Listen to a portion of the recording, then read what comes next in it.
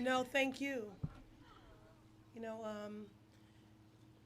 I happen to be a congresswoman, but I'm really here as a fellow survivor in solidarity.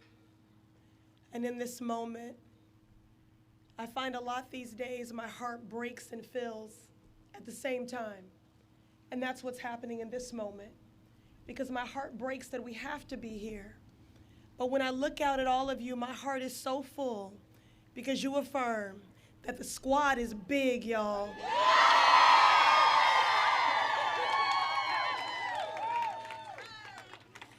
So let's hear it for my fellow sisters in service gathered here today. Let's hear it for our resistors, for our persisters, for our trans siblings, for our non-binary family. Know that I see you, I hear you, and am fighting right alongside you. Last year, you came to Washington, many of you quite literally putting your bodies on the line. Many of you disclosed for the first time to yourselves, and then to your family, and then to complete strangers, that you were a victim of this crime. And it is a crime. Many of you did that for the very first time. You chronicled the abuse and assaults you have endured because you know that those stories, as painful as they are to share, that they change the conversation. Kavanaugh may have that seat for now, but what we are fighting for is so much bigger than one insecure man blinded by his privilege.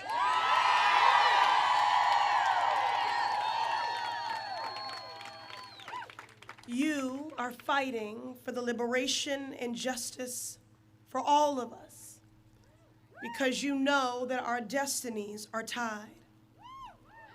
For generations, we have softened our language and moderated our tone.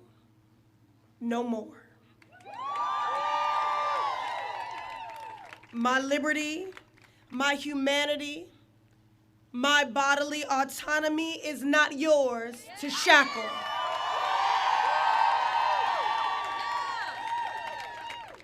No man, no institution, no matter how revered, will come between us and our inalienable rights.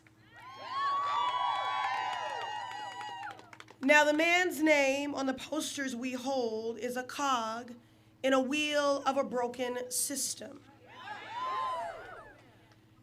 And I'm not going to name him too often because I'm done gathering to give more credence and power to those who try to dehumanize and devalue our lives and our lived experiences.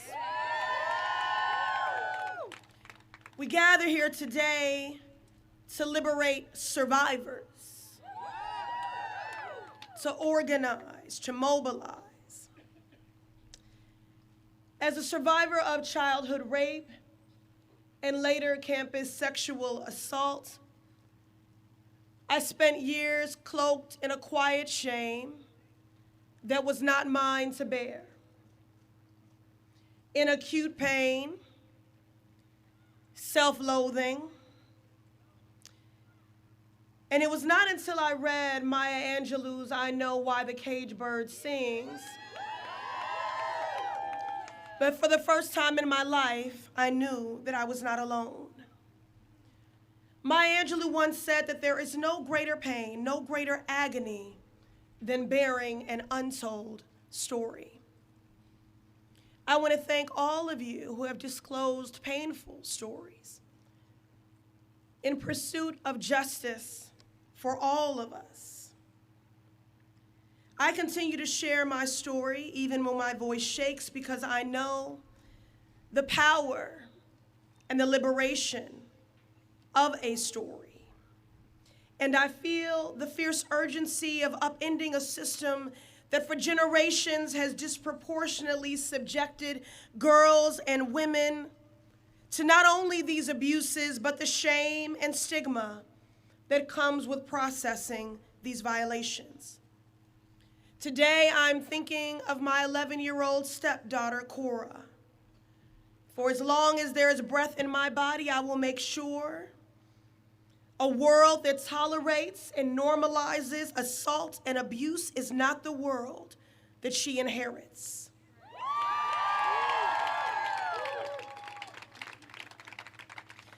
This complicit sexual assault and rape culture, this broken system which devalues and dehumanizes us, it ends with us.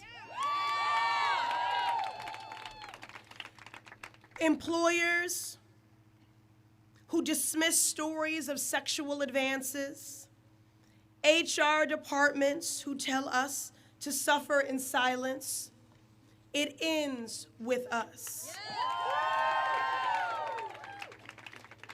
Elite institutions of higher education that protect the future of perpetrators while discarding the aspirations and dreams of survivors, it ends with us.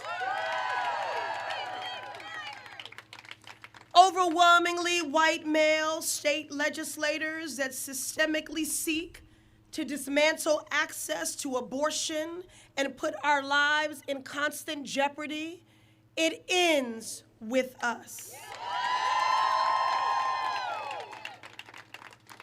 The affluent and privileged benefiting from a shadow justice system that tips the scales in their favor, it ends with us. Whispers of doubt and degradation when we bravely speak our truth, it ends with us.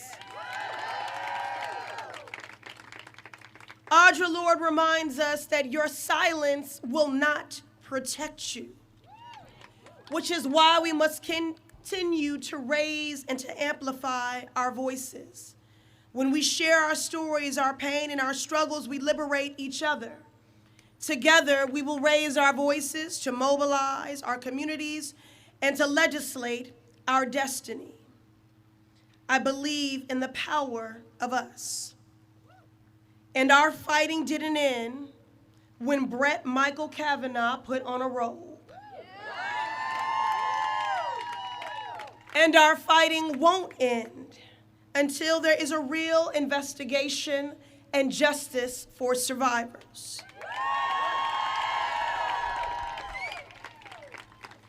I still believe Anita Hill.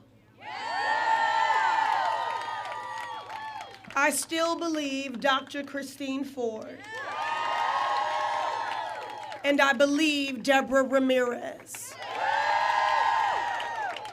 We will carry our fight from the Supreme Court to the House of Representatives to our state houses. When our civil rights and protections are on the line, we won't let up. And to my survivor squad, I hear you. I see you. I believe you. And a new day begins with us. Thank you.